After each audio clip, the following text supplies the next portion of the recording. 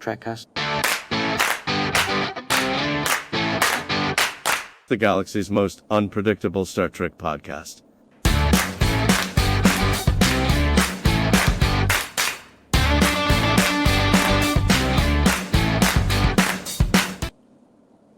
Here we are. Hey. What's going on, everybody? Sorry, I'm typing real quick. Chat is lively this morning. Yeah. Chat is absolutely lively this morning. Yep, So everything over on YouTube. I'm no longer an admiral. I see that. No. As you can see. Yeah, but the funny thing, StreamYard, that's what it's called, right? StreamYard? Yes. StreamYard limits your name to 50 characters. So right. It was supposed to be Dan, son of Pasquale, House of Lombardo, Bane of the Waldo family, Slayer of Carl. But Bane of the Waldo family. I want to know who Carl is, that you slayed him. Well, Carl's a dick. We'll just leave it at that. So Carl's a real person. Carl is a real person. Wow. Nice. Sorry, you're gonna have to tell us in Vegas. Yeah, someday I will tell you. That one's not going on the air. Sorry. Fair enough. I didn't kill him. He's not dead. He's not dead before anybody jumps to conclusions. I'm not a murderer. I'm doubting you slayed him with kindness. I metaphorically slayed him. Okay. He insulted my honor. So what am I gonna do? He must fall. Yeah. What am I gonna do? Right. So I when that happens, you must drink blood wine from the skulls of your enemies. So you can't not. What is the equivalent of blood wine for you that you would drink? Probably I'm probably gonna pronounce it wrong, but pineapple Warrito. Okay. Isn't that the Mexican soda? They're called Warritos? Yeah, Warritos. Yeah. Love that Yeah. shit. That is good stuff. That is good stuff. I used to get the cans of that at Walmart every once in a while, but that was back in the day when I would actually go inside of a Walmart, which I do not do anymore. I just get Nobody does. Pick up, yeah. Well, it's funny. It's funny you say that. They keep talking about retail is dead, and I took a drive yesterday with the family, and we went to the Danbury Fair Mall in Danbury, Connecticut, which is like an hour and 15-minute drive from here. And I know malls are supposed to be a thing of the past, but it's winter. There's nothing going on, and I had to get these kids out of the house. And the mall near us is dead. The mall near my parents' house is dead. And I went to the Danbury Mall, hoping for the best and fearing the worst. And I was pleasantly surprised because I would have thought it was 1997. Yeah. In there. There were no vacant stores. There were, parking was a nightmare. I never thought I'd be excited that parking was a nightmare. Yeah. I pulled in and I'm like, oh my God, we're going to have to go all the way to the top of the parking garage. This is going to be great. And, we went in there and there were people everywhere. It was so crowded. And normally I would hate that. But, after seeing, hey, good morning, Trekcasters. After seeing, the death of retail firsthand, to see that, hey, it's not everywhere. There are pockets where it's alive and well. It was nice. It was it's not only that. It's if the mall itself has taken advantage of the changing ways that people and reasons people go to the mall, then they'll be just fine. So, but with those that didn't or haven't or refused to, they're dead. Yeah. Or don't have the money to be able to at this point because they're too late. They're dead. I went to several different stores yesterday. I had to run some errands, and same thing over here, man. Parking was a nightmare. They were all packed, more so than I would say during the holiday season. Yeah. I don't know what it was about yesterday, but yeah, people were out. Yep. I mean, the mall near my parents' house,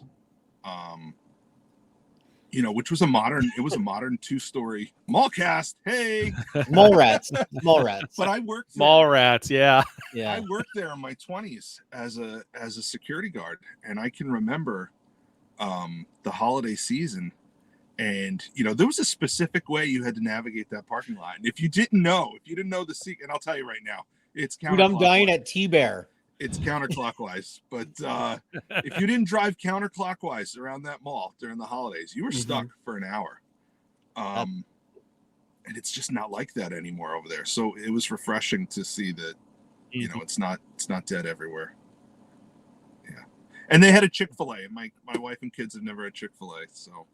All right, Cool. I've got to ask this before we get into the news, since we're talking about malls.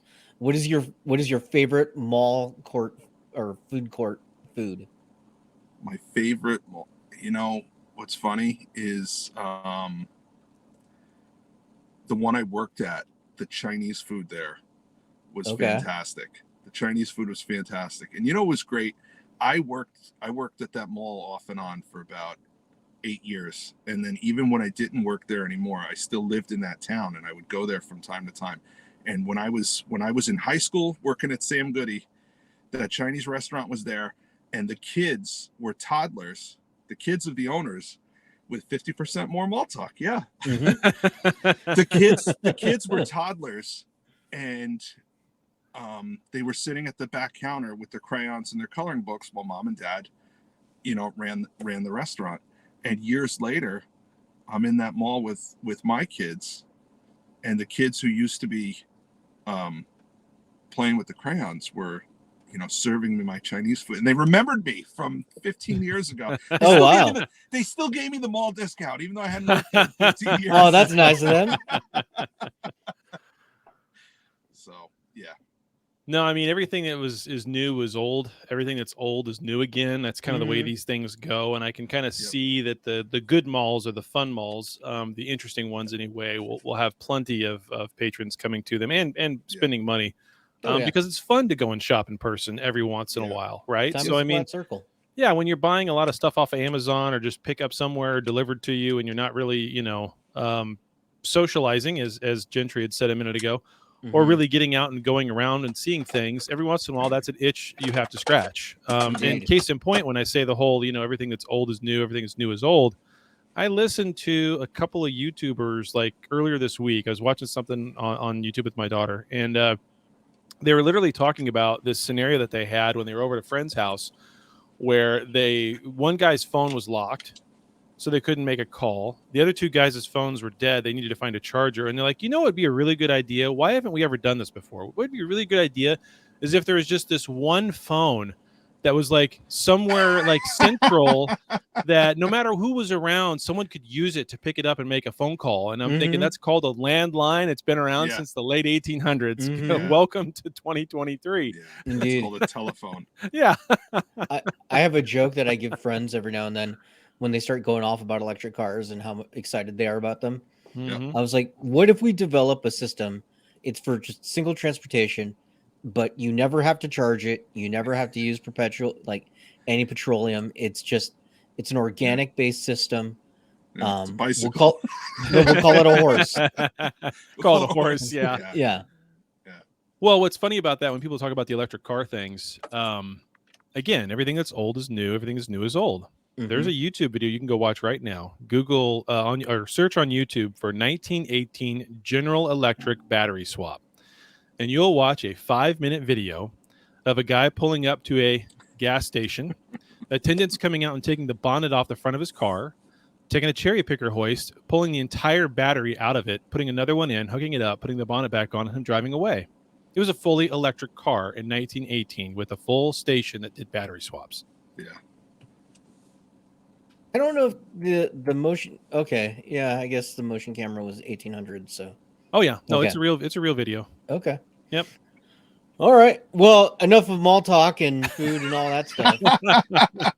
Oh, just one more thing. I've never had Panda Express. Somebody asked. Oh my God, you've never had? Okay, next. Okay, when I know they have it in Vegas, so when we go to the convention, we have to. Well, what's the place we went to in Chicago? What was the name of that place? Fat. Yeah, Fat. I mean, yeah, it's nowhere near as good as Fat. I'll just tell you that right is. now. Nothing is as good as Fat. Yeah. But yeah, I know, Chaz Biz. I don't have a phone jack either. So hold on a minute. So I'm not sure how to read that. Was he saying my home doesn't have a phone jack? Or Yeah, was there's he no phone jack anywhere Or for was him. he saying my house doesn't have a phone, Jack? Like, is he calling me Jack? Was he jiving? Step back, Jack. Yeah, he's tell. jiving.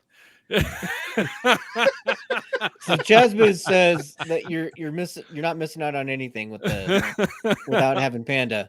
But Oh no, Panda's T-Bear is loving that Panda. Yeah, Panda's good. Panda's good. It's okay. Yeah, it's okay. Yeah, it's okay. All right. Well, let's get into the news. Should we get to it? Yeah. Yeah. Because we're gonna talk a lot about the news. I have a feeling. Oh right. Yes, we are. Star Trek news. All right. So the big news story, and our first news story comes to us from the Hollywood Reporter. Let me pull this up now. It is the end of an era. Star Trek Discovery is to end with 5. Yeah, I figured that was going to be the reaction. I'm sorry. The fifth and final season. Yeah, you got to put that on the soundboard. Dan yawning because it's becoming a thing. The fifth and final season will premiere in early 2024, so they're going to stretch it out. And yeah, that is the end of the show. It's had a long run. It's been 5 seasons is quite a long run, especially nowadays. 5 seasons over what, 7 years? Yeah, something like that. Yeah. Because we're still a year out, it says. Right? Yeah. It's like they're skipping a whole year. 2024, yeah. Well, I bet you they had to go through with some rewrites, reshoots, redoing some things now that they know it's a final season. Pavel, I imagine, is very happy about this news. Yeah, I mean, on one hand, I'm happy about it, but on the other hand, I'm a little sad. I mean, because it's a Trek show, so we never want to see any of them get canceled or end. But at the same time, the Lord's answered my prayers. Yeah. At the same time, it did a lot of good for Trek overall. I'll put it that way. Right. So there's no denying it. There's no denying that. And I hope they give them a good send off. I hope the final season is worthy of a final season. And honestly, Don't let the airlock be. Honestly, we did say that we did like some, quite a bit of the characters, right? Well, and it's not that the actors were bad. It was just a lot of the storylines were just wonky. What's the most disappointing thing about Disco isn't even Michael Burnham, even though that's a disappointment. The most disappointing thing is if you go back and look at it now and you look at the quality of the seasons from one to the other, they actually were doing better in season 1 and 2 than they were with 3 and 4. Yeah. So, I mean, they've taken steps backwards as the time has gone on. So I think it's run its course. That's the thing I'll say about it. It's definitely ran its course. I don't think we need to know anything more about the 32nd, 34th, 50th, where the hell they're at in the future. We don't need to hear any more about the screaming child causing all the dilithium to explode. We don't need to hear any more about the Red Angel. We don't need to hear any more about any of that. Booker T getting emotional and wanting to kill people and then deciding not to. We just don't need that. I honestly, I know this is going to sound weird. I kind of hope that the end of this show is them leaving that future time frame. Like they're coming back? And either go back where they came from or end up in the 25th century. I want the 25th century to be the frontier of Star Trek. Yeah. Okay. I want that to be. Yeah. Yes. Yeah. I don't. They ruined his character. First off, I'm really upset about that. He started off awesome, and then they ruined him. Dadmiral. Yeah. Dadmiral. Yeah. Dadmiral. Yeah. Go back for the to audio listeners. Dadmiral. Yeah. Go back to the one before. Those are two characters that will sorely be missed. Which two? Saru, obviously. And then, of course, although they've kind of ruined his character too. I mean, they keep ruining these characters, but I mean, and then what's his name from Section 31 there with the glasses? Cronenberg? I don't forget what his name is. Oh, Kovich? Kovich, yeah. I liked Kovich. And of course, they got rid of Michelle Yeoh, which they kind of had to because she's going to wind up costing them too much money. But she was awesome too. I loved Michelle Yeoh. Yeah, she was great. But yeah. But I mean, if they tie things up and leave them in the 25th century, then some of these characters that we do like Saru, maybe we'll see him again. I don't think This couple, yeah. Oh, geez, Gentry. Don't kill me. Don't freaking kill me. Gentry says Burnham becomes a synth and lives forever just to torture viewers. Oh, stop. Stop. Can we kick him out of the chat for that suggestion? Yep. He's out. He's muted for 5 minutes. Yeah. Changing my name to Slayer of Gentry. There you go. There you go. So yeah, so it's interesting that they're putting it off a year because they're shooting it. If anything, they might even be done by now with principal photography. Oh, it's because they decided to end it and they've got to redo stuff. That's They've why. got to Otherwise, it would have been. They're it would have been rewriting out the this whole year. thing. Yeah, they're probably redoing a bunch of stuff. That's my imagination. I would imagine. I could see it being that. I could see they just want to stretch it out because they've already shot it. You know. They said that there's a Starfleet Academy show in the pipeline. Yeah. So let's get to the next story then. That kind of okay. All right. So our next news story comes to us from Trek Movie. Let me pull this up right here. And so basically, the future of Star Trek remains unclear. Paramount Plus has announced cuts. They have said that this year, 2023, is the most that they're going to invest into streaming service, and then they're going to start cutting back. So the thought is that's why Discovery is being cut. Also, it has kind of run its course, so it was an easy cut to make. We have Picard ending as well this year. So I did ask in feedback, and we'll get to that later, but just wanted to hit you guys up with this. Do you think that this is the end of live action Trek other than Strange New Worlds? Because yes, there's the rumor of Academy, there's the rumor of Section 31, but that's it. Because this is the last season of Picard too. I think when the numbers come out on this season of Picard, they're going to continue it somehow. I'm not saying Picard season 4, but some of those characters are going to show up elsewhere. Like a Riker show, maybe, or something like that. Either a Riker show or a 7 show with Baby LaForge is on board. I don't think Jonathan Frakes wants to do a full show, to be honest. No, but I could see him, from if you look at the timeline at this point in his life, he's been a captain for 20 years. So he's due to become an admiral. So I could see him as a supporting character in a new show where he's the admiral that they talk to every other episode. And he's directing every other episode. And, the captain of the ship is either 7 as captain or 7 as the first officer and somebody else we know as captain. And Baby LaForge is on board. I could see something like that. But people are so excited about this season of Picard. Yeah. I can't see them just, okay, we're done. We did it. We're done. Right. I agree with you on that. But I can see that they could say, well, we've got our one show. We've got Strange New Worlds. People love that. That's going well. If it continues to do well, like let's say they get to season 4, then I could see them saying, okay, now let's make another show to go with it. But I think I have a feeling Strange New World's going to be on its own for a little bit.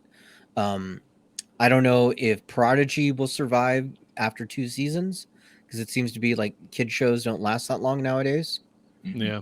I don't think it's getting enough traction. Period. It doesn't. Yeah. It just doesn't feel like it. We don't hear a whole lot about it. We don't see a whole lot of people talking about it. Every once in a while, when there's a major, oh, this guy showed up. Oh, that guy showed up. We hear about it in a couple of blog posts or something, some news articles, but then that's about it. So, I like that. Raffi and Worf Prime Detectives. Yeah. Yeah, I don't like his position, but we'll get into that for this. Anyway, so no, I really. But I could see them like, okay, we want proof of concept now with the Strange New Worlds direction. We're gonna give it a year or 2, see how that goes. Yep, and then Lower Decks. Yeah, until they get something else really hashed out, developed. Honestly, I could see Lower Decks going away because you could argue it's running its course. I don't know. I mean, it's maybe got a year or two, I would imagine, and then. Oh, for sure. It's super popular. Everybody seems to love it. Yeah. I don't know, man. The Simpsons is on like season 35 or something. Yeah. So I mean, animation is cheap. That is a fair point. It's not expensive to do. It's an easy, fun thing. Everybody's is enjoying it. I see that going for some time. I don't see that getting old anytime soon. Bronson, it should have been Rios and Work. Work. I think he meant Worf. Worf. He meant Worf. Yeah, he Rios did. Right after Worf. that, it's yeah, Worf. there you go. Yeah. Yeah. So, yeah, I don't know. Yeah, exactly, T-Bear. They need to pick up at the end of where Picard and just go from there with whatever else they do new, whether it's Academy or anything else. They need to stay in that timeline. Let's stay consistent. Yeah. Let's get back to some consistent Trek stories. I'm hoping Discovery ties things up, not in that time frame. Well, and we'll get into it a little bit later, but I suffer for the people, and I watched the Will Wheaton show, and they had Jonathan Frakes, Riker, and he did once again tease, this might be the end or maybe not. So, yeah, he's playing that card left and right. Yeah, I mean, we'll see. Anything that they do at this point, though, it's going to be a few years. So I can see us getting to the point where someone mentioned earlier that it's just Strange New Worlds, Lower Decks, and Prodigy. For a couple years, I could see that if they were to start something, or just those two. Yeah, I mean, any mix of those.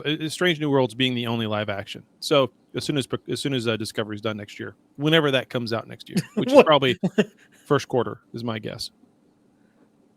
God bleed you, Daniel. God what bless is going you is on? what he means. He means God bless you, Daniel. Yeah, bless suffering for the people. Yeah, a Star Trek Titan series, perhaps. Yeah, maybe Captain 7, that'd be cool. Maybe Captain Annika. Yeah, there you go.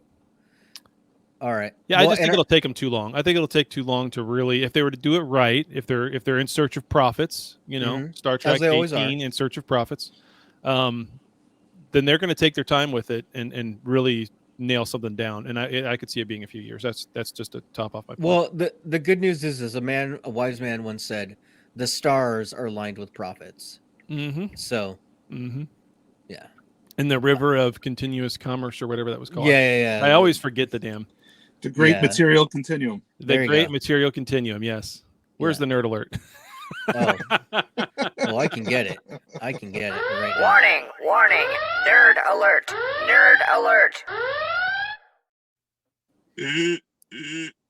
All right. Well, and our last news story, comes to us from Esquire. Chris Pine says Star Trek franchise feels cursed. Esquire, where all of you get all of your Star Trek news. As you do. Yeah, he's doing interviews right now. They're getting ready to start promoting the Dungeons and Dragons film. So wasn't that already out there? Wasn't that released? Not yet. Oh, but soon. Okay. Yeah. But it's a long interview. Sorry. Go ahead. Yeah. I can't. You got me. You got me. Yeah. But basically, he says, one of the frustrating things about Star Trek, and he said that it feels like it's not very collaborative right now. That he really doesn't know what's going on. That he says, other people in the crew, like the makeup artist, will read scripts before he does. I don't know if he's exaggerating or that's a real thing, but he also says that, since Anton Yelchin passed away, he's like, I don't know. It just seems like it feels cursed. He just seems really frustrated with the whole idea. If I was him, I would be too, because I got to play Kirk in 3 movies and loved it, and look and feel more like Kirk than anybody else who's ever tried to take control of the Enterprise, and they've done nothing with him for 10 years. So here's the quote: "I love the character, I love the people, I love the franchise, but to try to change the system in which things are created, I just can't do it. I don't have the energy." Yeah. So Captain Kirk is at his ends with this thing, I think. So what did you just say? Captain Kirk is at the end with this thing, I think. Yeah. So, And then this is the last little bit of news that I wanted to just bring in because I thought it was fun. So NASA is getting ready to start this. They call it ROSE, Research Opportunities in Space, Earth, and Sciences. And they gave just examples of reports. And in that report was a shout out to the Orville. See that? Yes. Commander Kelly Grayson was on there. Just what an example of table or work personnel while in space. So So I just thought that was fun. So yeah, but that's the news. All right. Yeah, Chaz. I mean, do I really care about JJ Trek at this point? I mean, I'd like to see it. There was a great cast. It was a phenomenal cast. So I'd like to see it again and get some sort of, Hey, we gave them 3 story ideas. So I know balls in their court. Yeah, I know. And they're all perfect ideas too. They really, That's right. Paramount really could say if they really want to have the search for profits and save themselves some money, they could very cheaply hire the 3 of us as their writing crew. Oh, not cheaply. Yep. Well, cheaply compared to what they're paying now. I mean, bring back Orville. I'm down. Yeah. I'm down. Yeah, make it animated. That would work. Yeah, that'd be hilarious. Oh man, could you imagine Seth MacFarlane? It would be so cheap for him because he could do all the voices. Yeah, the Family Guy Orville crossover. I was just with Lower Decks. You know what? I would love to see Stewie and what's his name? Their Worf. I forget his name. Their Worf. What? The Orville's version of Worf. The Mocklins, but What's his Bortus. name? Bortus. Yeah, Stewie and Bortus having a conversation would be fan. While Bortus is smoking an entire pack of cigarettes. Yes, I love it. That show. Yeah. All right. Well, should we get to the main topic? Yeah, sure, we're half hour in. Why not? Okay. Fun will now commence.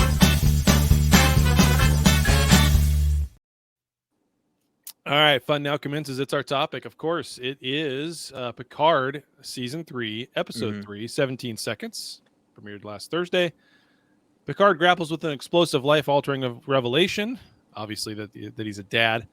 While the Titan and her crew try to outmaneuver a relentless Vatic in a lethal game of nautical cat and mouse. Meanwhile, Raffi and Worf uncover a nefarious plot from the vengeful enemy Starfleet has long since forgotten. Of course, directed by Jonathan Frakes. And as I said in my first reaction video, if you guys haven't caught those, you need to go to YouTube or I guess they're on our podcast app too, where you can catch our first reactions to each one of these shows when they come out. This episode felt different. It felt a little bit more put together, and the dialogue wasn't quite so bad.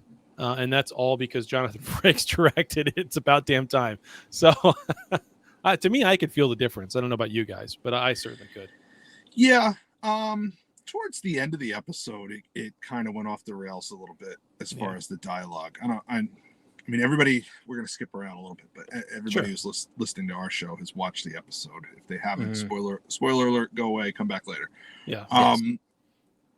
When Riker kicks Picard off the bridge. Yeah, I didn't. What was going on there? I didn't get it. Okay. Do we think that that's actually Riker? Yes. You do? Well, now that we know what's going on, right? Now that we know the reveal that we had that there's, because here's the thing, we know there's a changeling. The silly putty abounds. Yep, we know there's a changeling aboard the Titan. We don't know that there's not 2 changelings. Indeed. Aboard the Titan, or 3 or 4. We don't know that. Well, aren't the changelings like the Sith always there are 2? Yeah, I read that somewhere. Sure. Yeah, that's right. Sure. So yeah, no, that's possible. That's possible that the real Riker is tied up in a closet somewhere. Right. Well, at least he wasn't left kicked to the face by an old admiral. Because the admiral was a bug. I haven't given up on the bugs yet. Really? I have not given up on the bugs yet. I would love to hear as to why. Here's the thing. Okay, we know there's changelings. Mhm. Okay. We don't know that Vadic is a changeling. Okay. And I don't think she is. No, I wouldn't think she is either, to be honest. I don't think so either. Yeah. No. I don't think she's a changeling. A couple of things. She gets so excited and giddy sometimes. Yeah. Mhm. Okay. So that doesn't strike me as being a changeling. She's also smoking. And Okay. changelings, they don't eat, they don't drink, they don't do anything like that. Right. So it just seems very out of character if she's a changeling. I think it'd be hilarious if she's a genetically or just face altered Avorta? Wayun. Yeah, Vorta. Yeah, I mean she could be a Vorta. I don't think she's a Vorta because this is basically a terrorist splinter cell from the founders. Mm-hmm. So I think the Vorta are loyal to the founders, and if someone was going to splinter away from the founders, that's not who they'd be. Who they'd be loyal to. Yeah. The other thing is, There's a theory right there. The bugs could be pulling the strings. Or, if we look at Trek past, you remember the whole Klingon Civil War thing with the Duras sisters and all that? Yeah. The big reveal to that storyline was it was the Romulans. The Romulans were manipulating it from behind the scenes, and this is the Romulans teaming up with a faction of Klingons.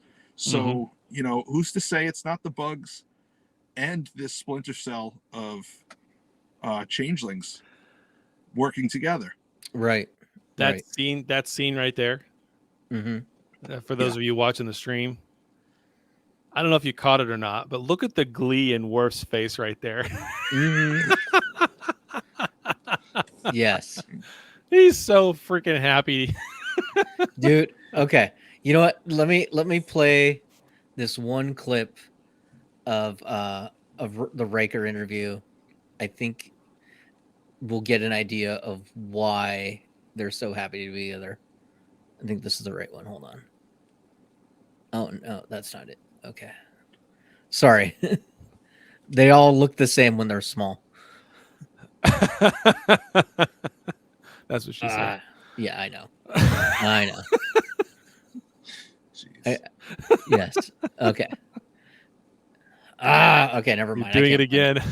Yeah. I think the bugs are done. I don't think we're going to see the bugs. Yeah, okay, let's move on. Forget it. Yeah. You don't think it's the bugs? No, I don't think it's the bugs. I think it's a complete faction of the changelings. And I said that in my reaction. I think I said changelings twice when I meant to say the bugs are, dead. It's not a thing with the bugs, but no, it's definitely changelings. Faction that broke off, not back, connected to the link, the Great Link. I did like the throwback to Odo without saying Odo's name. Yeah. Man of honor. I think they could have done something a little bit more with that would have been really nice and touching. They still could. They could use, a video or kind of a garble transmission or something like that where you can see Odo's face without them having to do too much. Ooh, that's a good idea. And hear him talk, and say something to Worf, like a message he had left him or gotten through somehow. And I think that would be good. And maybe even have a little tribute to Renee at the end of the episode. I think that'd be awesome. Yeah. I think they're missing something if they don't do that, but who knows? We'll see what they do. The henchmen are the Breen with new masks. Could be. Yeah, the Breen have always been that weird side villain that never does anything. And they seem like they're overpowered, but then we never hear anything from them. Like it's, I know they're a small contingent. They're not huge, but the Breen are always the baddies back in the background somewhere.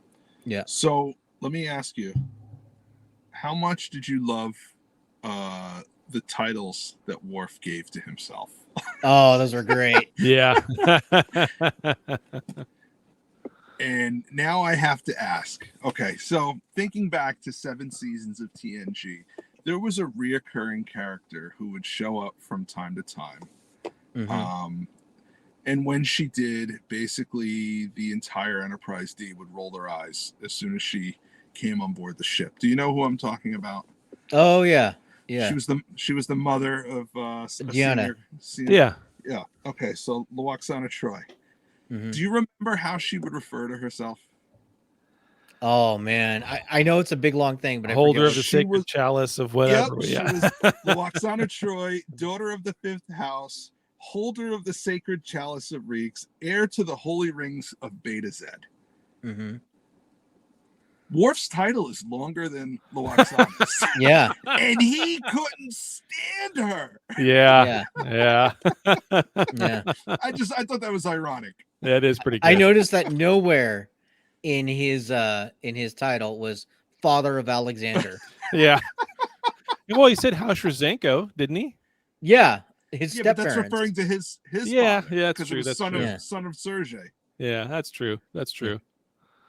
which I The thought was Khaleesi which I Worf. what's that? Oh yeah, The Yeah. original Khaleesi. which I yeah. thought was I thought it was great that he was acknowledging as he's puffing his chest out about what an amazing Klingon he is. Mhm. He did acknowledge his human father and Yeah. his human quote unquote house. Yeah. I thought that showed some growth on Yeah, his part Mhm. because he Yeah. is working on himself. He said. Yeah. I that's know. right. It's so As funny. he drinks his tea.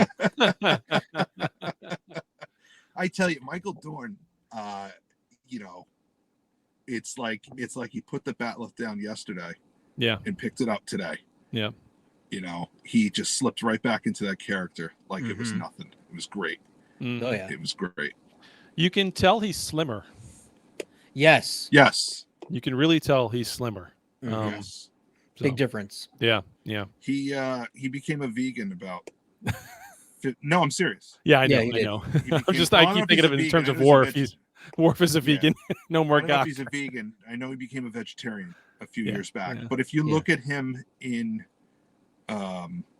Nemesis, he's a chubster in Mhm. Nemesis, and then right after that, he probably went to see Nemesis and said, "I got to do something." Gotta take care of this. Yeah, and he did because he looks amazing. hmm Yeah, Chazbiz, you're right. He forgot one more title that should have gone into his list of titles: drinker of prune juice.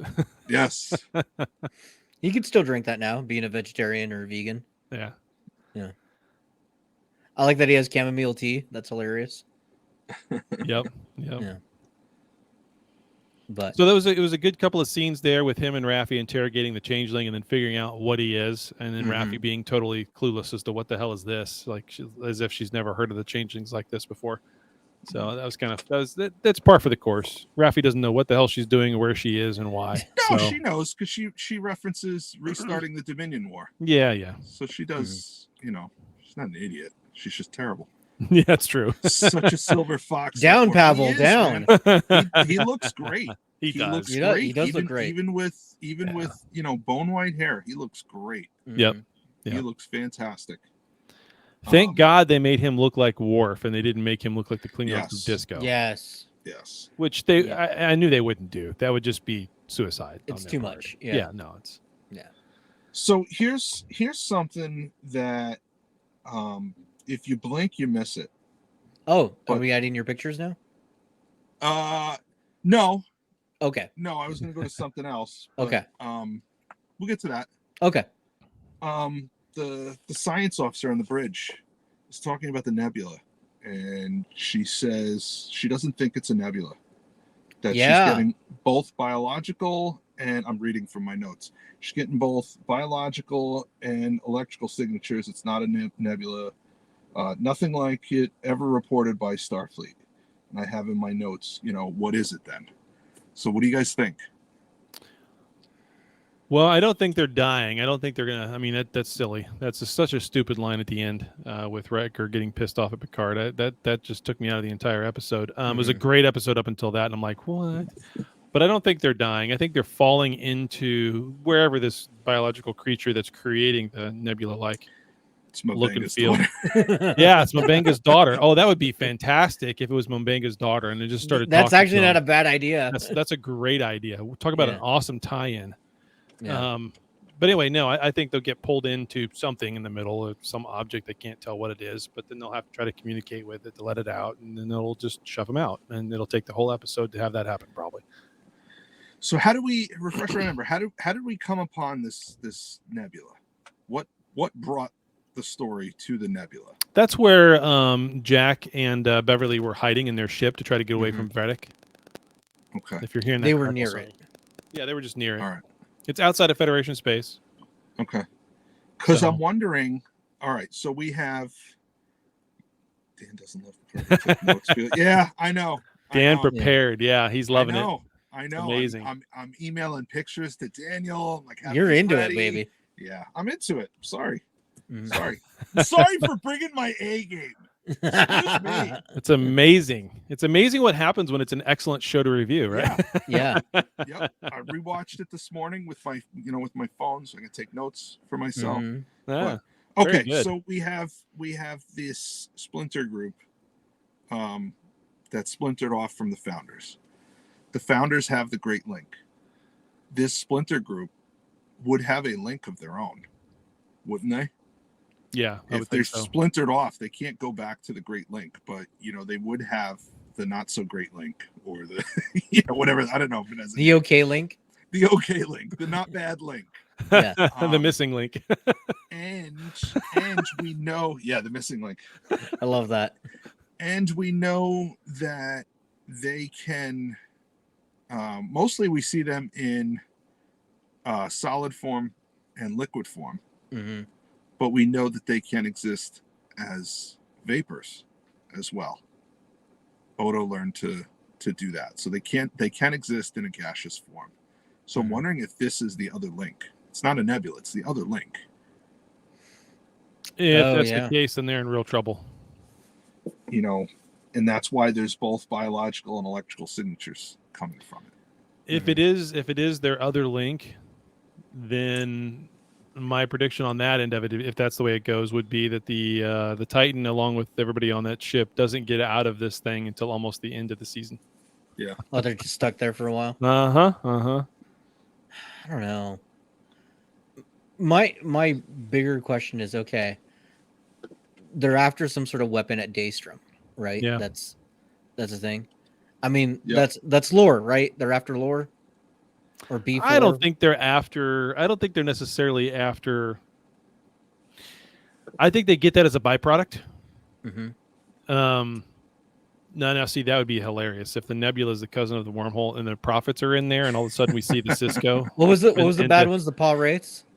Yeah, the Paul Wraiths. Yeah. Yeah. I want to see the Cisco pop out and just be like, "What is all the noise out here?" Yeah. Like, Go he's away. Old, he's Yeah. old. He's cranky. He just wants to be left alone. Yep. Yeah. That'd be great.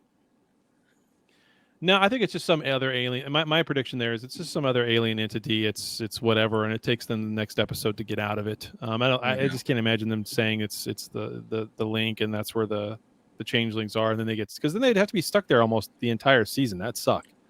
Yeah. We're going to be on episode 4, which is almost halfway in. So, but anyway, they need to get out because they need to get to like Geordi and yeah, Deanna, like, they need to pick up Worf and Raffi somehow. They need to come Yeah. together, right? So I mean, they need to get out of it.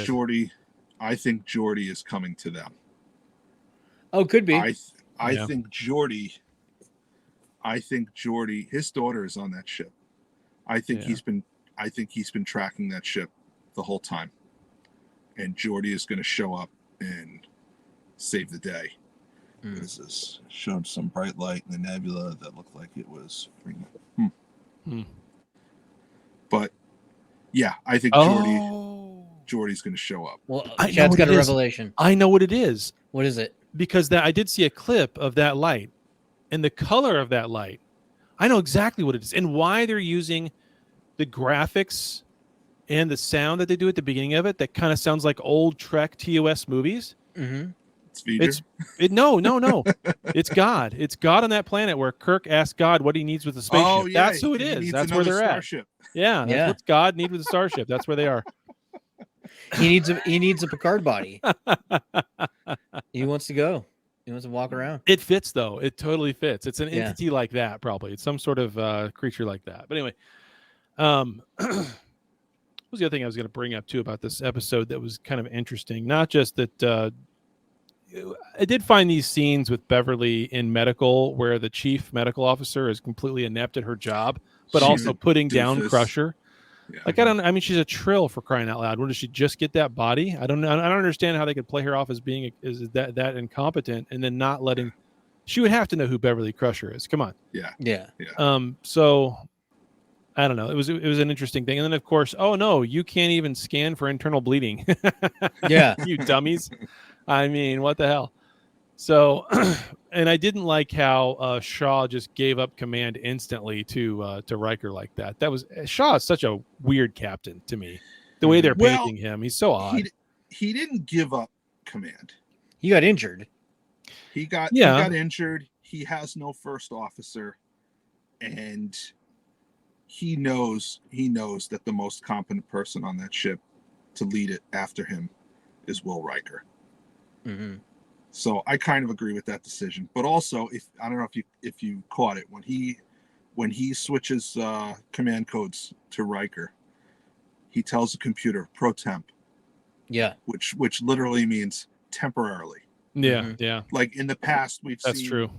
We've seen, when they switch command, it's, they tell the computer switch all the command codes to this person, and now that person's the captain.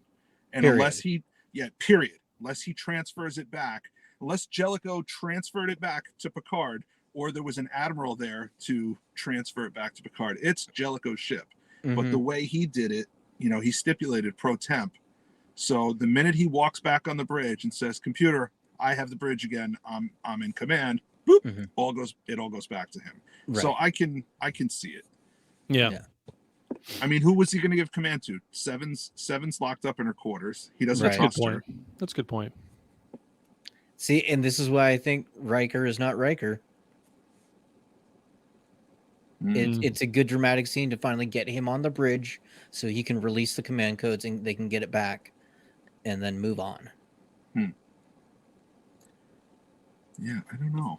Because they're also writing yourself into a corner, I'm considering this whole Riker is not Riker thing, and I'm thinking to myself, well, when did he stop being Riker? When was he replaced? I think from day one that we've seen him in the season. Now that I'm thinking it, the marital issues with Troy. Because here's the thing. Okay.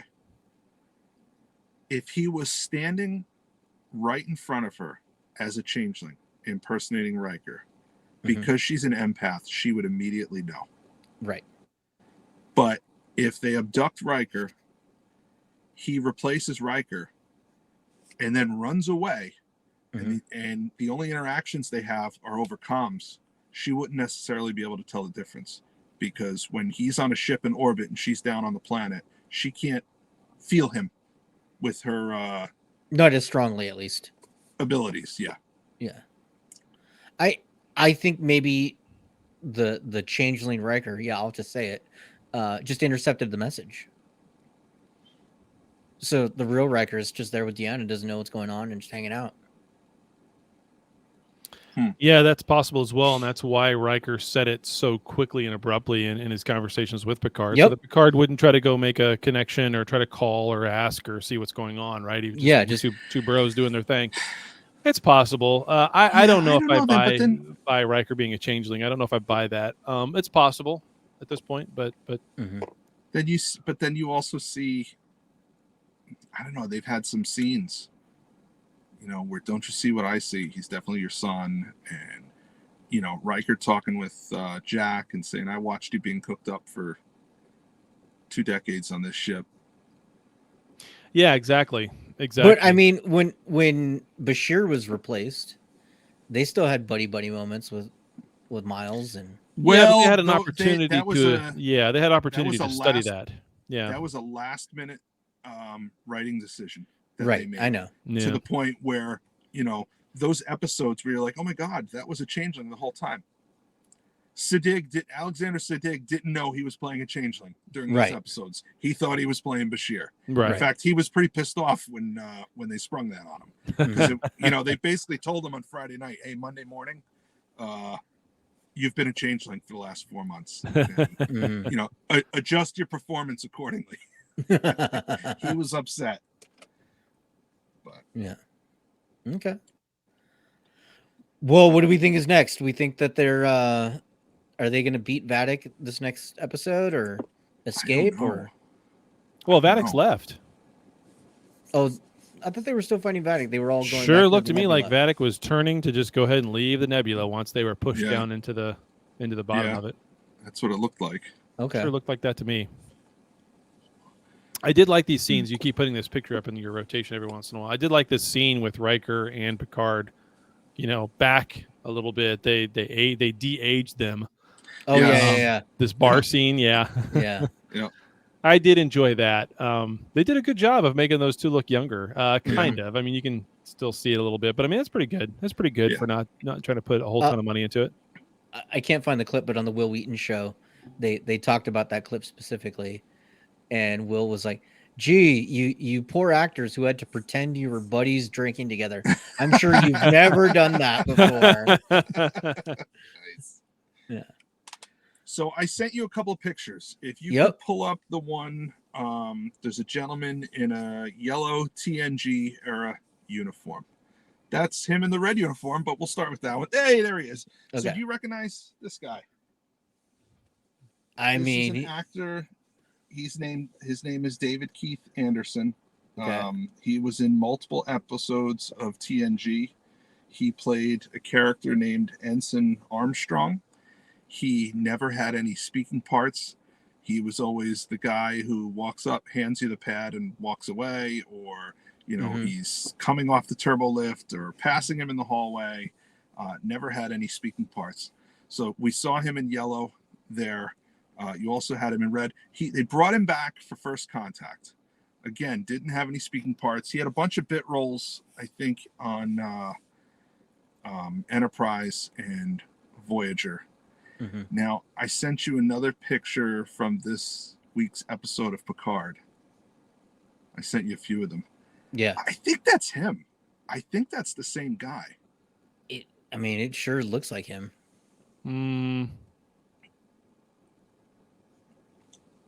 Boy, I couldn't find. If so, that's a pretty interesting. Like what? Huh? I don't know. That's close. It's close for sure. All these background characters. No, not going back and look. I don't know. Maybe. All these non-speaking role background characters on TNG. If you go back and watch the TNG movies, they're all there. They brought them over. What did you say his name was? His real name? His real name is David Keith Anderson. I could not find on his IMDb. I could not find a reference to Picard. But I mean, it came out 3 days ago, so who knows? Yeah. It might be there next week.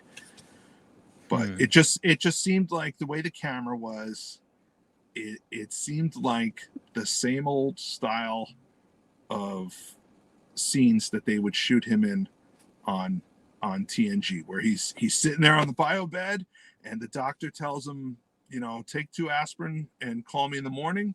And he nods his head instead of responding verbally, because if he responds verbally, then they have to, they have to pay him as a speaking role under SAG rules. So right. Instead, he just nods. So, Tracy that's Lee one hell Coco. of a. That's one. Tracy hell of Lee a, Coco played. She played Ensign J, I think is her name, Jae, and she's another one of these characters that was always in the background. She was sitting on the couch next to Picard when Data was singing his poetry about Spot, but never had a speaking role. She was on the bridge of the Enterprise D when it crashed in Generations. So they've done this before, where they've taken these non-speaking characters and carried them through the movies. Daniel, I don't think anything has ever screamed for Nerd Alert harder than this catch. I know. Warning, nerd alert. Sorry, I was all Googling trying to find David Keith Anderson. But that was an excellent catch by Dan, son of Pascal, House Lombardo, Slayer of Carl. Indeed. Heir to the holy rings of Beta Z. You gotta write that, heir to the holy rings of Beta Z. What was the other one? The Chalice of Reeks. No. The one you came up with but couldn't fit in your name. The something with my last name. What was it? The hater. Bane of House Waldo. Yeah. Yeah. Exactly.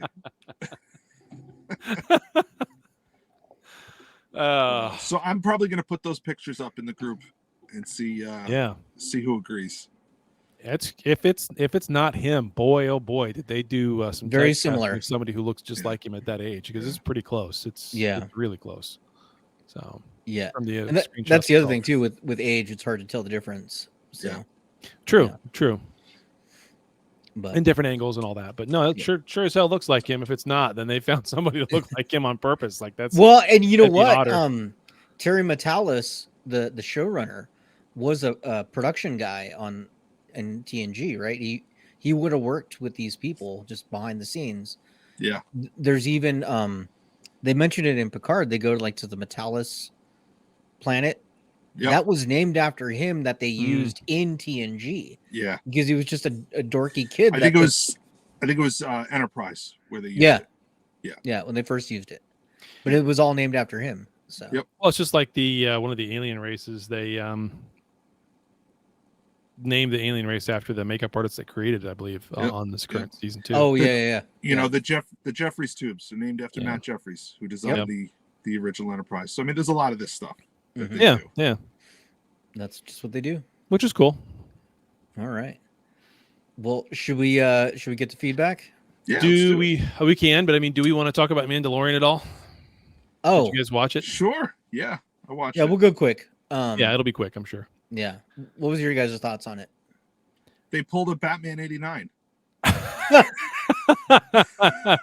Do you know what I'm talking about? No, what are you talking about? Tell me. When you watch the opening scene of Batman 1989, there's a man and his wife. Oh, yes. And their young son, and they're making their way through the city, and they look like they're out of their element, and they get mugged, and you're watching this whole thing thinking, you know, this is young Bruce Wayne, and his mom's about to get murdered, and then Batman swoops in and saves the day. And that's exactly what happened. We're watching this thing, and I'm like, oh, this is Din Djarin getting his helmet. And then, I thought so as well. Yep. Yeah. But it wasn't. It was him coming in, trying to get back into his clan. Yep. So they pulled an 89 Batman. Yep. Yeah, he saves the day, and he saves the day, and she's still like, yeah, but you're still excommunicated. Yeah. But the thing going back and watching, thinking about that episode, I liked the episode. It was slow. It was obviously a build up to the quest for the season of him trying to get back to Mandalore, and he's got to purify himself in the waters. Purifying himself in the waters. Yeah. But later on in that episode, we find out that he still has the saber, and he's right there in front of Bo-Katan, and she doesn't challenge him for it at all. And she's there all by herself, sitting in a throne, all by herself, which was weird. Because no one wants to follow her anymore. Yeah, no one would follow her. Yeah, but I don't know why she's still there then. But the thing of go back to the beginning episode, the beginning scene after he saves everybody and comes in and kills that alligator. Why doesn't he pull out the saber in front of that lady there? Yeah, doesn't matter. She knows he has it. She doesn't care. She does know he has it. Okay, yeah, because he won't claim the authority with it. Here's the thing: even if Bo-Katan were to, fight him for it. Well, A, there's no one there to witness her defeat him in battle. Right. And B, even if she did defeat him in battle, no one would buy it because it's known that he just offered it to her. Right. Yeah, that's true. So no one would ever buy it. That could be possibly why he's double disgraced, really, honestly, because he didn't want to hold up. He broke the traditions of his clan, taking off his helmet, but he also isn't willing to treat the saber the way he's supposed to. So I think what he's going to do, he is going to bathe in the waters of Mandalore and redeem himself, and then he's going to unite these two factions. Because right now you have the Mandalorians who wear the helmets, the Mandalorians who don't wear the helmets, but they all believe the same thing, that whoever holds this saber, leads the group. Yeah. So, he would have the ability to say, put your differences aside. You're all following me. Mm-hmm. Let's go take our planet back or whatever. Let's go fight the Empire. I think that what we are seeing is a story of somebody coming out of religious ideals. And I think we've seen that with Baby Yoda, Grogu. He gave up his religious beliefs to stay with Din Djarin. and I think Din Djarin is a little bit further into it, but I think it will end with probably he will get to the water and decide, hey, I don't need to do this. I've proven myself. I am the Mandalorian. Yeah. I've got the blade. Yep. He will turn his back on having to actually go into the waters or whatever. No, I think you're right. You're right. And I think he learned that lesson. He's starting to learn it. He was already taught that lesson, but he hasn't learned it yet. Yeah. Right. And the one who taught it to him, believe it or not, was Bill Burr. When they were sneaking into that Imperial compound, and he's like,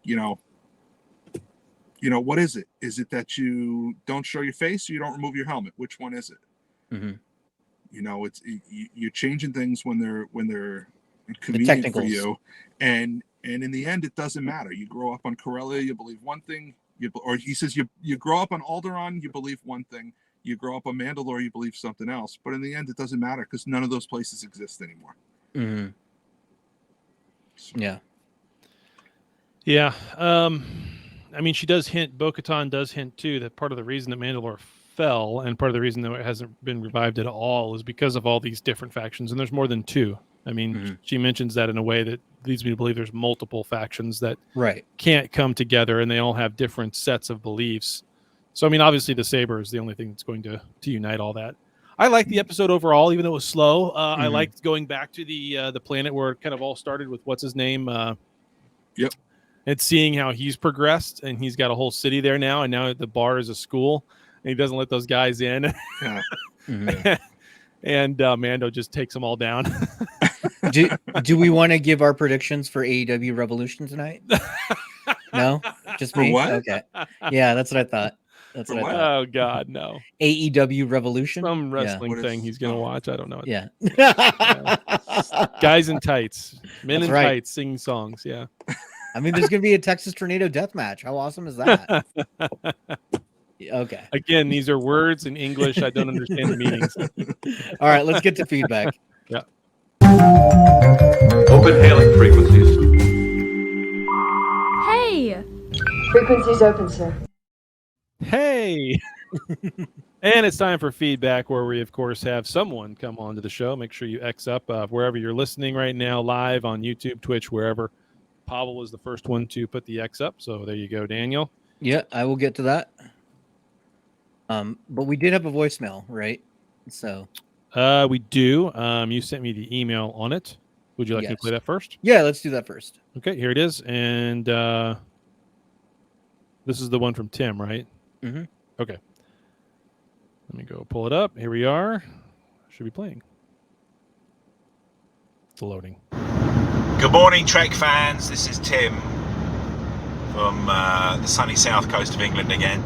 Look, I promise what I'm going to do now is I'm going to try and send any voice recordings on the Friday or Saturday while you boys are still sleeping so that it gets onto your show and is relevant. Still haven't worked out how to call you guys free of charge using the Tinternet, but I'll work it out eventually. I really enjoyed Picard episode 2, season 3. And in particular, I don't know if anybody else noticed, but I thought the character of Picard himself was far more Picard-esque than previously. In fact, when he was in the cell with Jack Crusher, I saw old Picard projecting his voice, looking authoritarian, and coming across bit younger than he has done, but unfortunately he couldn't do it for long because his voice sort of came back to that quite quickly. But I think the writers have obviously read and heard complaints about previous seasons, and it was nice to see Patrick Stewart almost the way I remembered him, and also Raffi. It's unbelievable, really, isn't it? Raffi is not as annoying as she has been. And to see Worf, I can't remember the last time I rewound a scene on Kurtzman Trek I don't think I've done it. And thought, fucking hell, sorry. I apologise. You can say Scrap fucking that. hell. It's okay. And Bloody do it in mate. post. To see it, I had to rewind it and watch it again, and hopefully we'll see some more badass Worf, because we like to see that, don't we? Anyway, look, I've been going on for far too long. I do apologise for my bad language. I don't often do it. Language. I'll try to keep it to a minimum. All right, boys. Speak to you soon. Cheers. Take care. Love you. No homo. Dude, I have not heard that phrase in since the 90s. Oh, that's wonderful. That was glorious. That was freaking glorious. I love it. Yeah. We love you too, buddy. Thanks for calling. Yes, Call that's anytime. Anytime. Very manly love. Yeah, you can just record that and send the email. That's fine. The way you're doing it's great. If you're not Yeah, able to that'll call work, our phone man. number, then please do that. That's fine. Yeah. That works. But as a reminder of what our phone number is, I'll go pull it up because I don't have it memorized. It's not often I give out that phone number, but it's 816-287-0448. Operators are not standing by, as Dan, son of Pasquale, House Lombardo, Slayer of Carl, has always said. So, yeah, make sure to like and subscribe. But you can always record stuff and send it to us, and we'll happily play it on the show. Thank you, Tim, for reaching out to us. That's glorious. We love it. Good stuff. Yes, absolutely. We also have Hipster Spock, so let's bring him in. There we go. Caller, you're on the phone. Hello. Hey, Hello. buddy. What's up, buddy? All right. So a couple of things. I'll cut into two things. One thing on Disco and one thing on Picard. So Disco. Okay. Although I'm glad that it's over, and I think everybody's glad that it's over. It's that one, this one girlfriend that you've dated and you've had a really bad time with her, but you wouldn't know happiness because you found the second girlfriend and she's like the one, and it's like you realize how good love is because you went through hell with the first girlfriend. Yeah. So I think Disco is that one, right? That Disco girlfriend gave us that you had to go through hell with. Yeah, Disco gave us our new girlfriend, Pike. Yeah. Yeah, exactly. Without that, you wouldn't get Strange New Worlds or anything else. Exactly. I have a question for you, Hipster Spock. So Disco is crazy Dana. Just so you know. Yes, exactly. But my question is there's a lot of times you give analogies back to crazy girlfriends. It feels like Hipster Spock has had a lot of times with crazy girlfriends. I don't know. Yeah, I have to admit that. I did have I did have one of those. Just one. Yeah, just one. Like, I went through hell with her, and it's in How I Met Your Mother, Barney Stinson had this chart with a crazy hot thing. Yeah.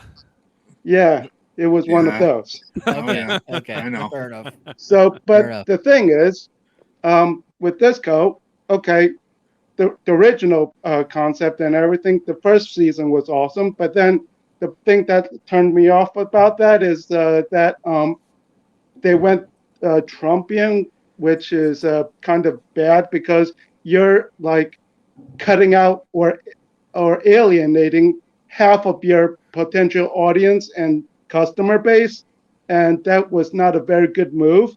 And so don't do that again, Star Trek.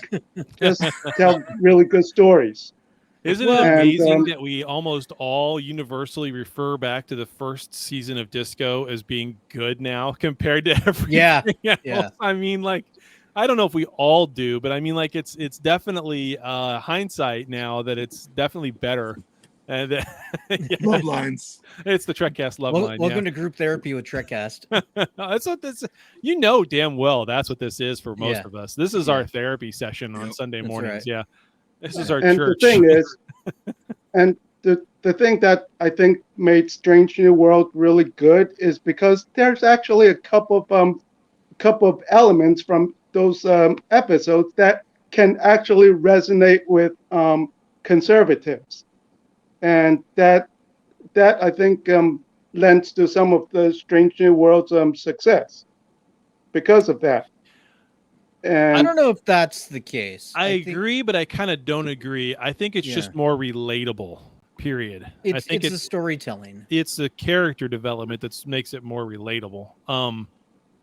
That's my opinion. I see where you're coming from, Hipster Spock, but I think it's just the character development and more relatable storytelling.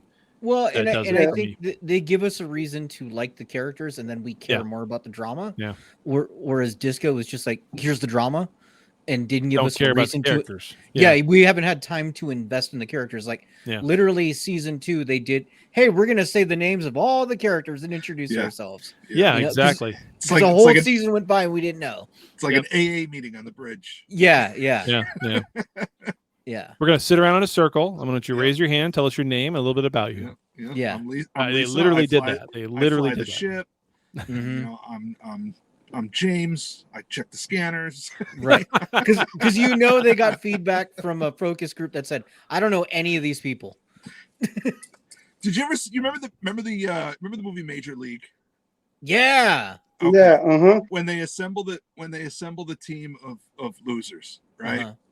And and you know, they put the team together, and there's this montage of just different people from different walks of life around Cleveland, and they're all reading the paper, and they're like, who the hell are these guys? Yeah. Nobody. That's what it was. Yeah. That's what or like Police Academy. Yeah. Yeah, the characters need to be introduced, but not, it's cool. Okay. But you said you had another thing you wanted to bring in about Picard? Yeah, Picard. I like the Changeling thing. It was really cool. Like, bring in the whole Dominion War stuff. That was awesome.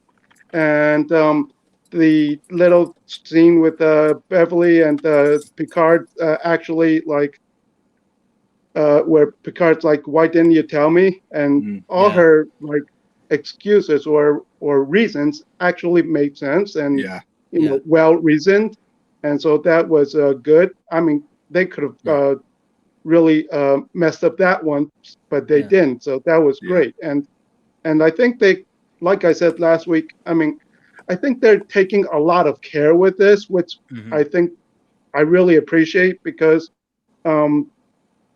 you don't want to mess up with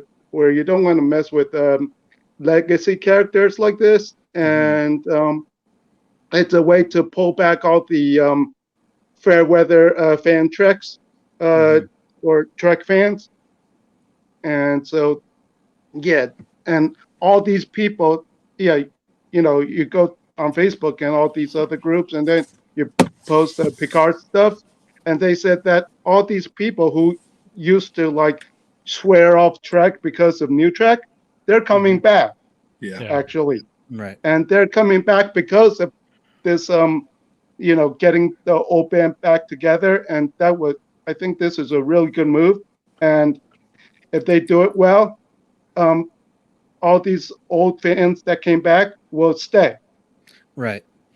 Yeah, and that's a good point. I want to segue into this real quick because I know Dan hates this segment of the show, but to prove, in fact, that so many of these people are coming back, on Chartable, we are in the top 150 of all podcasts for TV reviews in like 8 countries right now, including the United States and Canada.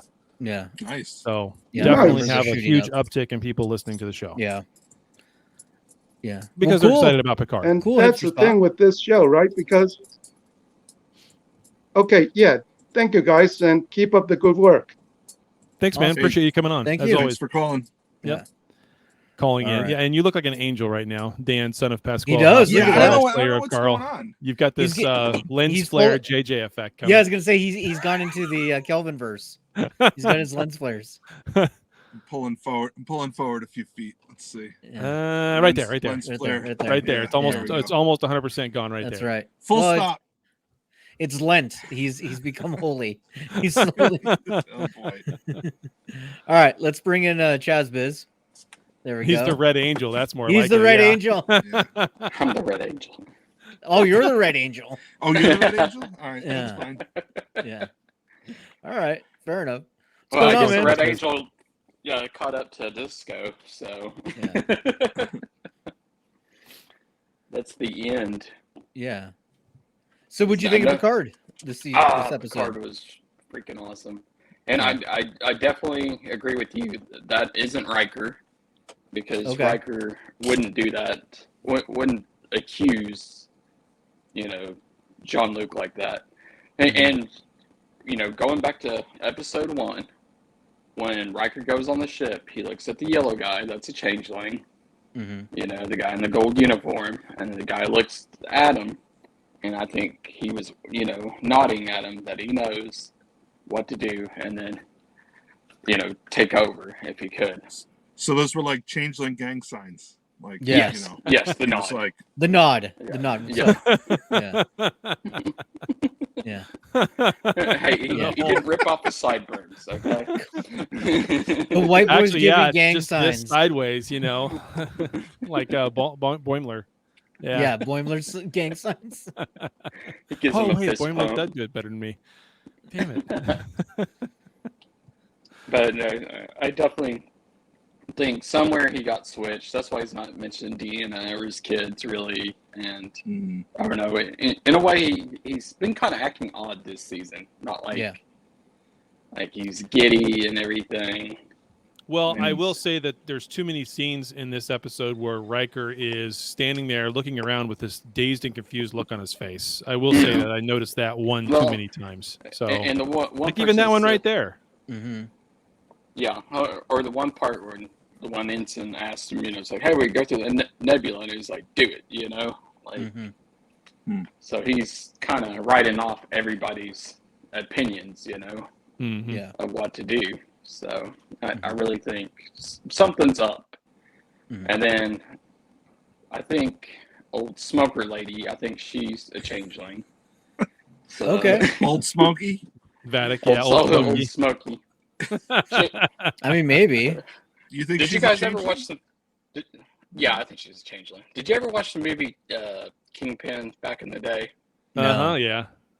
She reminds me of the landlady on there. Oh, jeez. That's how disgusting she looks. Yeah. I'm gonna see if I remember the line correctly. You must have knocked something loose there, Tiger. Yeah. So, Wolf Project, that long name, says. So the theory I wasn't sure how to pronounce it either. Yeah. So the theory is it's a changeling, not Tom Riker now. Yeah, I don't think it's Tom Riker. I think that's out. I think that's out too. I don't think it's Tom Riker. But I mean, that goes to show we've been Bunny. like, this guy's off for a few episodes now. Well, yeah, even the episode 1, because a lot of people were mentioning it on the internet. It's like, man, I know it's Jonathan Frakes is back, but he seems different. And I think that's why, is because it's not. That would be a Riker. huge twist. That would be a huge twist. I mean, it was a nice reveal that these are the changelings, right? And it's not some other weird all of people coming together. It's really the changelings back again, and we got the Dominion War all over. Let's say we're right. Let's say we're right. It is a changeling. What episode do we find out for sure? Do we get confirmation? The next episode, 5, 6, 7. I said the next episode because I think Picard's going to think out, because he, threw him off the bridge, and he's like, that's, my friend wouldn't do that. Yeah, because Will would never do that. So, well, if he has to try to give command back to Shaw, that'll be. Yeah, I think we'll find out when Geordi and Riker show up. Yeah. Yeah. Yeah. You probably will. And Troy, because Troy will probably be with them. So, because you'll have the 3 together. Yeah. Because you got to connect all of them. And then the Menage a Troy. Yeah. And plus she's an empath, and she would probably work pretty good on changelings, being an empath. Yep. So yeah. Spock brings up a good point, though, by the way, that Worf is the only one that can handle Raffaello. We didn't mention that yet, that he calls her Raffaello instead of Raffaella. Raffaella, yeah. Raffaello. Do you remember, I can't believe I never put this together until now. Do you remember the first Federation planet that fell during the Dominion War? Oh. Wolf 359? No, that's the Borg. It was Beta. It was Beta Z. That's right. And the reason is because an empath would be able to tell Yeah. That's not a human. That is a changeling posing as a human. Holy shit, that was like 1997, and I just put that together now. Yeah, that makes sense. You know, I'm handing in my Trek card. Hold on, let me. Where's the nerd alert? Warning, nerd alert. Played that a lot this episode. Yes. But yeah, I mean, think about it, because you have empath, and one thing is, I know they're bringing back Moriarty at the end of the season. Mm-hmm. What are they going to do with him? Are they going to launch him as a virus on her ship or something? Yeah, I don't see how Moriarty and lore fit into this yet. I really don't. Other than we don't even Daystrom know. Institutes. Yeah, we don't even know that it's them now. Now that we know there's changelings involved, we don't know if that's Moriarty. We don't know if that's Lore. That could be a changeling. It could be a changeling dressed as Moriarty or Lore. Could you slur that anymore? Nah. It's early over here. It is for you, yeah. Yeah. What's in that cup, Daniel? He did take his pills a little bit ago. Yeah, I did. Feeling pretty good. I feel great. All right. Hey, one thing is, I'm excited. You know, think about this. We're talking more about Star Trek than The Mandalorian. Yeah. 2 years ago, it would have been flipped. Yep. We'd be talking about the whole Mandalorian episode. Well, it's because we didn't have Disco to talk about, so we wouldn't. Yeah. Well, season 2 of Picard. You know, like season 1 and 2. That was such a train wreck of a show. That's what he's saying though. He's saying that this season is so much better that we're excited to talk about it, and you know, we're an hour and a half in, and we've been talking about it for an hour, and we did 15 minutes on the Mandalorian, and now we're back to talking about Picard again. Because nobody cares about flying space whales and a captain that looks like mossy Easter grass. So that was weird.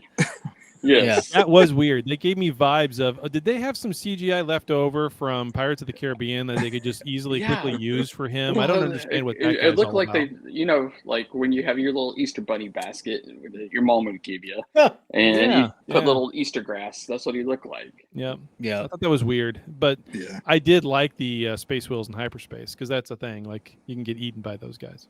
So I watched Rebels, and I think the big baddie this season on there is going to be Thrawn. So if you see the space whales, I bet Thrawn's coming back, and that's going to be the big bad for Mando. Oh, you're talking about Mandalorian. Yeah. All right. There is space whales on Discovery. I forgot about that too. Yeah. Because we had one encounter with the space whale. So. What was the thing that they had to transport into don't the? Ruin it for us, okay? That's right. Don't ruin it. Hey, that was actually probably one of my favorite episodes. Here. Having a nice conversation here, and you got to bring up Disco the Spurs. Just stop, okay? Yeah, hey, that was a good episode, because he had like the time, like Turner, like would stop time and then go back. You know what I mean? Yeah, the time crystal. So yeah. Because remember, it was blood. He took over the ship, and he kept on repeating over time. And over. Yes. That was actually a fun episode, because it was like old Trek, where you'd have one singular episode that doesn't have to be with the main story arc, and it was actually kind of fun. Hey, since we got the changelings in here, what's the likelihood that we get Jeffrey Combs popping up? Oh my God! Please, if we get a weigh in, because it's just makeup, right? It doesn't matter that he's older. Please, dude. If they brought back like an old, like original Wayne, he's all gray headed now, and well, canon, there are no more Waynes. That was right. But they could clone him. No, that was the whole. That was the whole thing. Is that he was the last but I guarantee you they could do something. He's like, they got a Wayung lying around somewhere. They go pull the DNA. Now, here's the thing about the Vorta, right? They don't live very long, right? They're clones. They grow really fast to adulthood. They do their job for they grow in trees 10 years. Like they die. Yeah, exactly. So they're quick and they're through, and they have multiple clones. So they could have his DNA lying around, but they could maybe not have enough of it to really do the full Vorta, and so that's why he might look like an old one or a misshaped one or whatever. But they could certainly use Jeffrey Combs as a voice. Or no problem. Or the other theory I've seen floating around that really what they're after in the Daystrom Institute is that like wall of AI, including the Jeffrey Combs computer Peanut Hamper.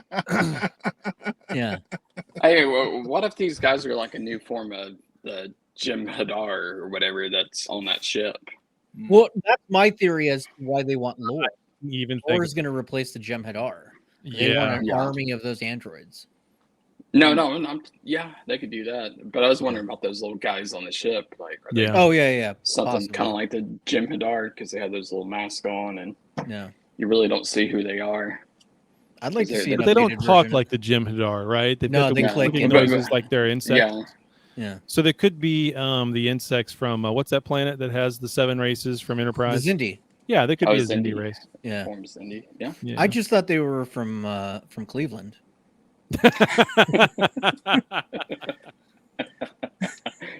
To all the Cleveland listeners. like the Family Guy spinoff? No, like Ohio.